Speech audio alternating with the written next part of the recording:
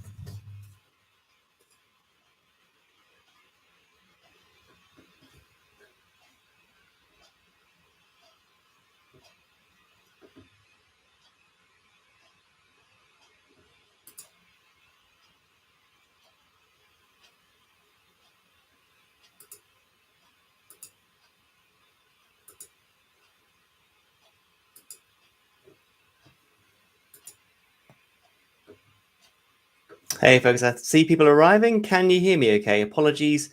Absolute nightmare with the streaming software this morning. Hopefully folks can hear me. I'll be tabbing between the different URLs just to check. If someone could just give me a nod, let me know you hear me. Very much appreciated. And you can see my screen. That'd be awesome as well. I see Hydraulic Bat saying hi.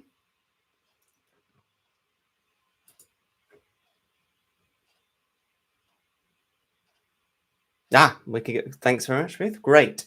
I think I'll press on. Apologies, everyone, for the delay. I've just had lots of OBS and YouTube challenges, but you don't want to hear that, right? You're here for the talk. So let me press on, and worst case, I can always re-record and share with you later.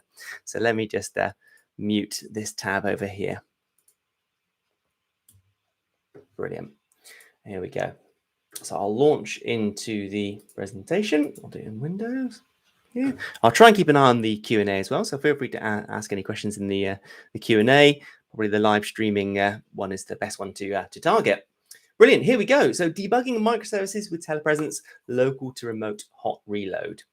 So the key takeaways for this talk, the TLDR, is the inner dev loop can be painful when you move to microservices and Kubernetes. Microservices, they're just more things, right? More dependencies. We love our modules these days in microservices, hard network boundaries. But when you're working on one service, often you're dependent on other services you want to call out to or services that are calling you. There's also more layers of infrastructure with Kubernetes, right? We got Docker or some kind of container technology, Kubernetes, VMs, cloud, all this kind of stuff. It's just more complicated debugging. Telepresence, open source CNCF tool, proxies your local machine into a Kubernetes cluster. And you can get this super fast feedback loop, as I'll demo a little bit later on as well. I'll set up some context first. Now, telepresence supports several workflows from small to large systems. If I've got time, I don't know if I will today, but I'll run through some of those workflows. If I don't have time, I'll share the slides and you can get a look. Some folks from Engels and Volkers have shared their workflow. Some folks from lots of other companies have shared how they use telepresence. And I always find those use cases super interesting. And lastly, it is a Cloud Native Computing Foundation project. We are sandbox project for telepresence. So we really rely on you, the community, to give us feedback, help with docs, contribute use cases, code, the whole gamut, right? So I'm going to enthrall you to, if you like what you see today, put it into your workflow, but please do get involved with the actual project itself.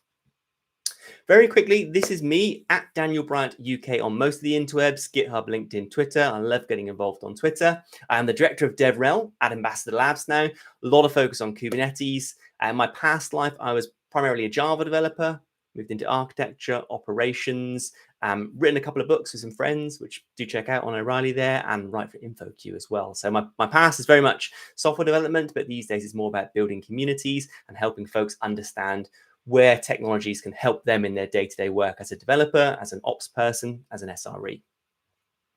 So setting the scene.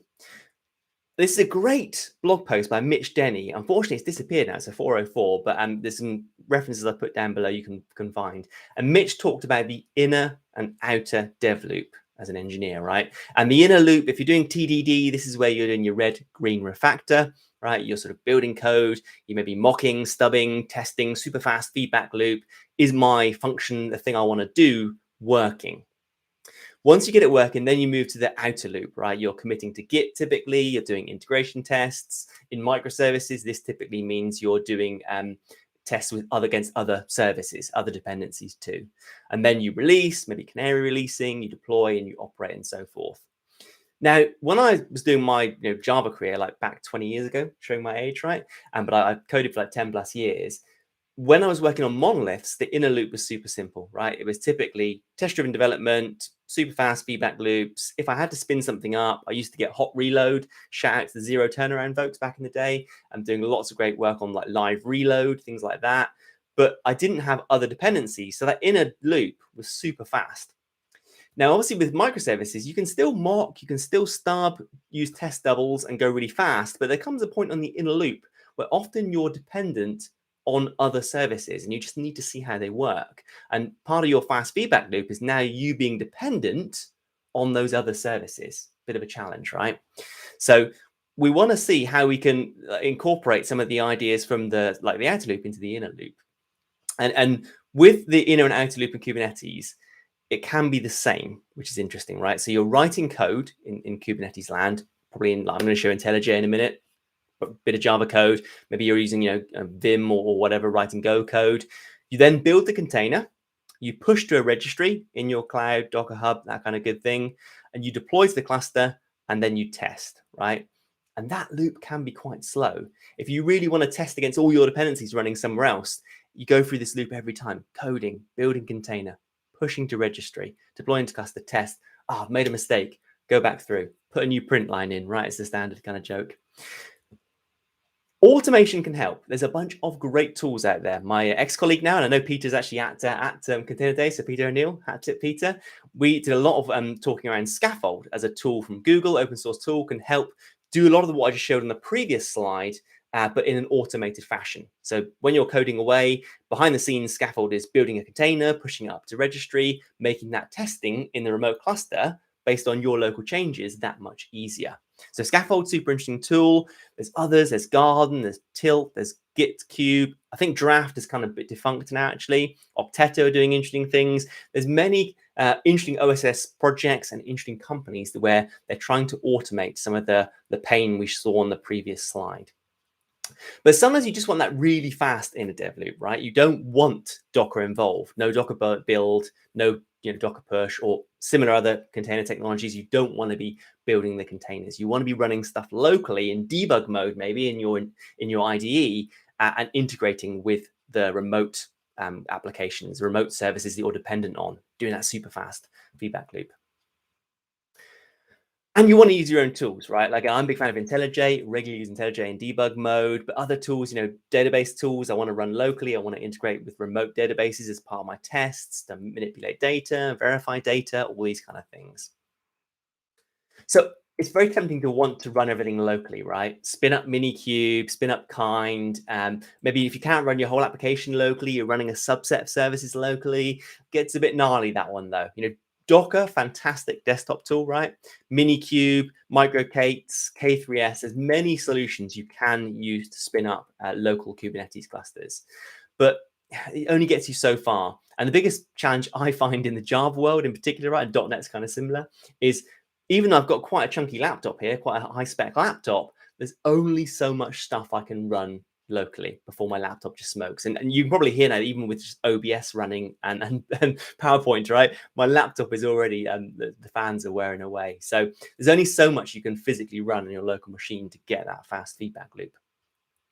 Enter Telepresence. This is, open source tool, been around now for 4 or 5 years, I think. It's one of the reasons I joined Ambassador Labs as a company. I was really enjoying working with, using the tool, and now it's gone through a couple of iterations, and the community has been fantastic. Contributed ideas, contributed code. Recently, Telepresence has been rewritten using Go. It used to be Python, and it's just gone from strength to strength there.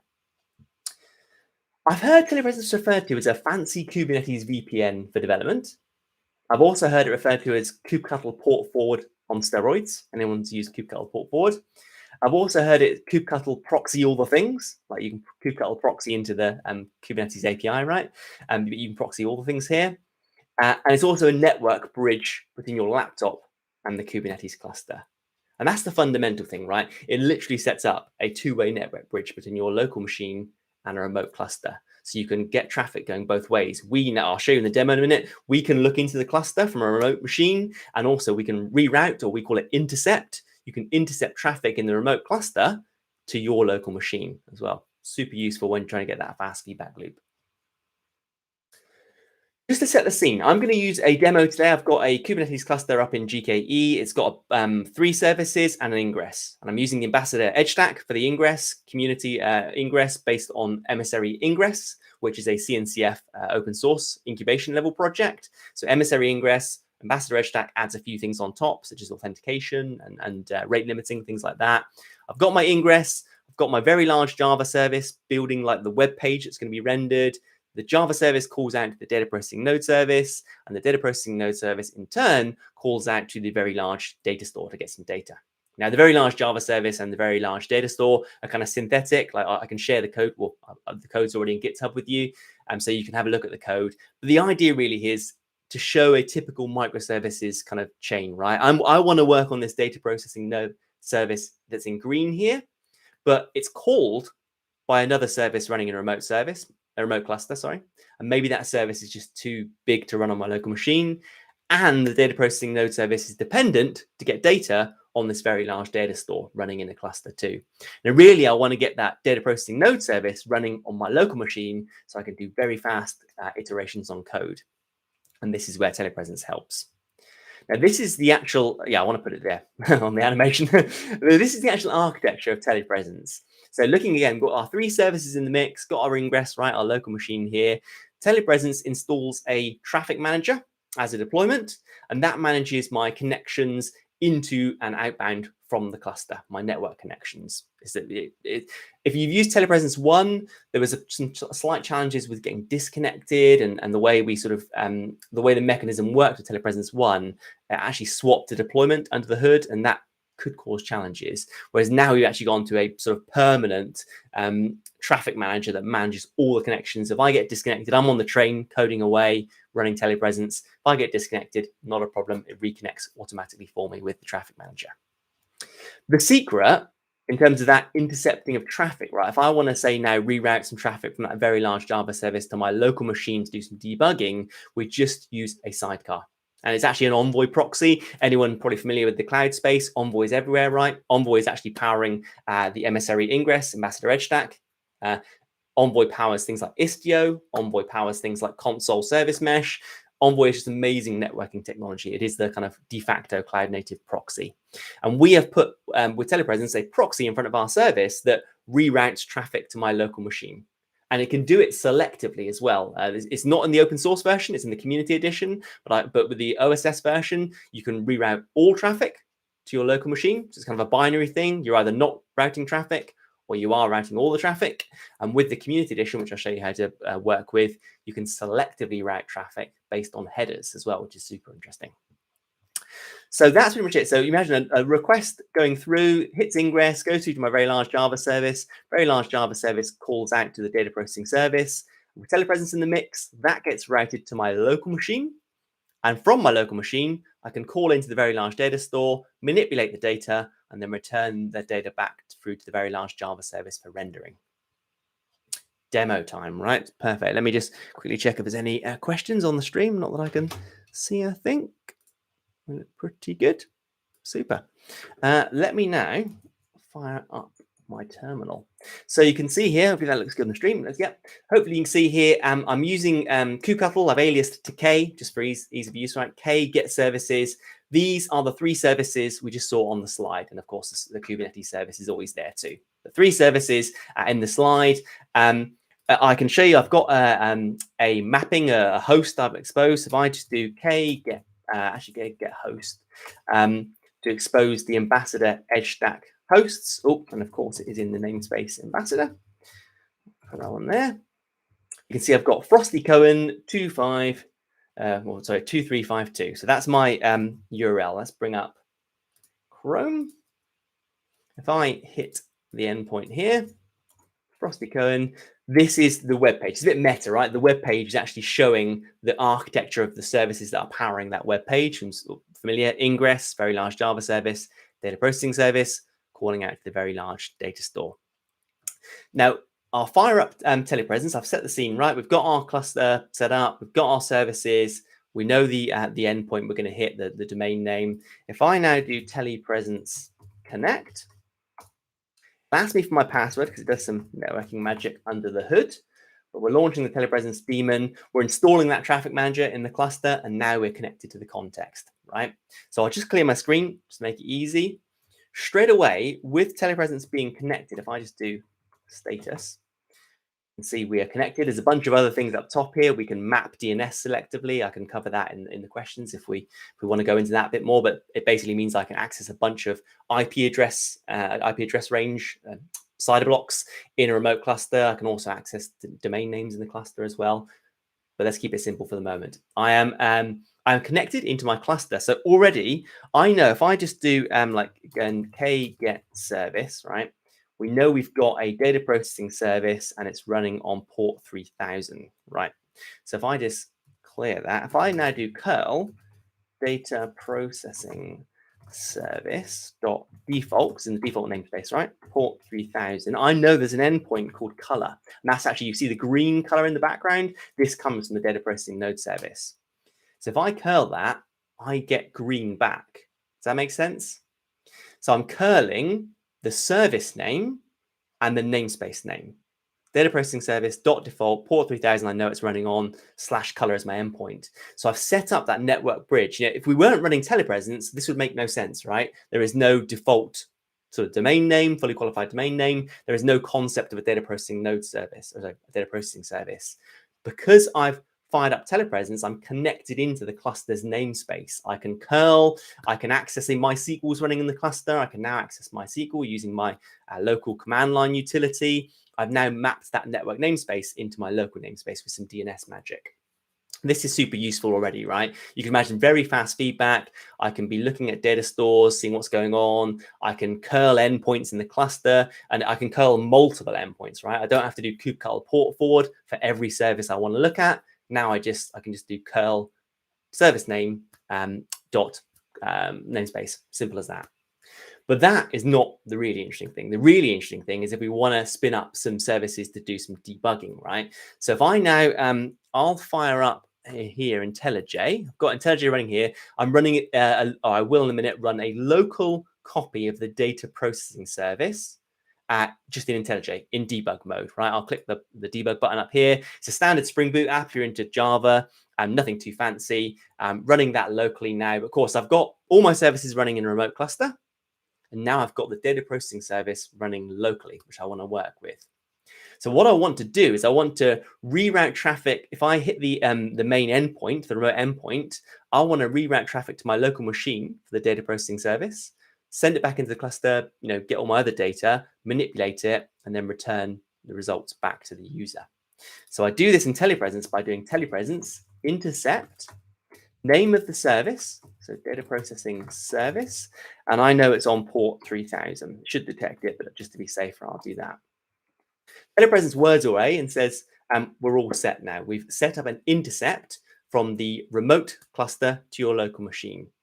Now, if you look in my local version of data processing service, I've set the color here. The app default color might be a bit small, but I've set it to blue, right?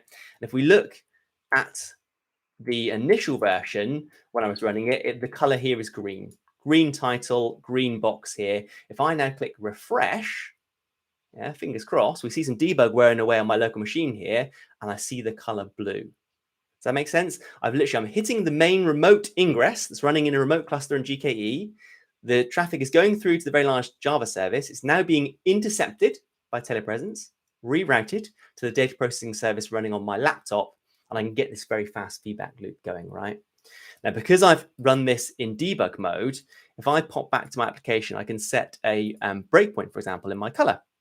If I now hit refresh, again, I'm refreshing the main endpoint, right? Breakpoint hit, boom, pass it through. As long as I've got a timeout set quite loosely on my ingress, I can see the results of any changes I make. So I won't do any code changes here, but if I just hit refresh again, I've got access to all my variables, right? All my watches in IntelliJ. I can alter the color. I've got it here as blue. If I just set it to now orange, 1, 2, 3. This is an example, right? Hit return, pass that through. And because we know we've got an orange config set up in the web app, I'm getting that fast feedback loop. So all of this, bar the data processing service, is running in my remote cluster. The only thing I'm running locally is my data processing service in debug mode. But I can intercept traffic from my very large Java service to my data processing service. And I can also, from my local machine now, call into my very large data store, and I can manipulate the data in debug mode. Super fast feedback loop. No need to Docker build, right? No need to Docker push. I just get that super fast feedback loop. So that is the core of telepresence functionality. And the OSS functionality, you can literally spin that up, play around with it today. Happy days, right? If I now show you the next level, we've got Community Edition. You can sign up. It's free. There's extra functionality added on top in the Community Edition. And it allows you to create what's called personal intercepts. Because at the moment, anyone hitting that endpoint, so say I was running this in production, anyone hitting that endpoint would be rerouted to my local machine. Yeah, might be fine in, like early days of a startup. Obviously, if you're running at scale, you don't want everyone hitting your laptop when you hit the URL, right? So ideally, you want to be able to selectively intercept traffic. So if I just go back to my IntelliJ, I'll stop this. I'll bring up my terminal. I'll just do telepresence leave on the intercept I've set up. Now voila, if I now do telepresence status, that should have disappeared. Looks good. I'll do a telepresence now login to our cloud, Ambassador Cloud. That pops up. Standard login asks for like GitHub, GitLab, Google. I'm going to log in with GitHub, I think. And I'll do AITR DCP. This is our service catalog product, which integrates with telepresence, a bunch of other services too. If I just bring there, all looks good. So now I'm logged in there. Extra functionality is available to me. Looks great. If I just clear the screen and do the same as what I did earlier, telepresence intercept data processing service port 3000, hit return. It's now asking for additional details regards to the ingress. This is just setting up so we can pass down header variables. So you need to, in order to selectively intercept, you need to make sure header, like the telepresence intercept ID header, which I'll show you in a minute, is propagated down the stack. So we're just configuring the ingress to set that up. Because I'm using Ambassador, it's kind of like baked in, because Ambassador is one of our tools as well. So I'll just say, yes, looks good. I'm running TLS. I am running on port 443, and I'm not using any multiple hosts or any SNI, so just keep it super simple. Just answering yes to all the default questions. Any ingress you've got spun up, this should work with it as well. You need to make sure in your application you are propagating the headers. Feel free to ping me in the Slacks or on the interwebs when you find me if you're not sure about how to propagate headers. If you're using things like distributed tracing, you're probably propagating headers already down through the stack. But for telepresence, for selective intercepts, you need to do the same thing. And you can actually see here on the extra metadata I've got here now, it's saying intercepting HTTP requests that match these headers. So any call I make against main ingress now with an X telepresence intercept ID header set with this value will be routed to my local machine. And to make it even easier for you, we've actually set up what's called a preview URL here, and which includes the injection of the header automatically. So if I just copy that new preview URL we've got there, I'll make sure I'm running my service in debug mode. Looks good. I'll just put into my browser now that I'll load up that preview URL. You can see my breakpoint's been hit. I return. It'll be in blue because we've restarted the app, right? So I can now code away here, super fast feedback loop. I could share this with you as well, right? And this is where the cloud service comes in. I can actually manage who's got access to this preview URL. So you can either do it completely isolated in your own little world, only you have the preview URL, you're making changes, and you're not really impacting other people in the cluster. So you can share a cluster, right? Multiple developers, all intercepting different services, the same services, that's fine. As long as you're not manipulating data stores and doing other kind of things like that, you won't step on each other. So you have one shared cluster, all these intercepts to your local machine, getting those fast feedback loops.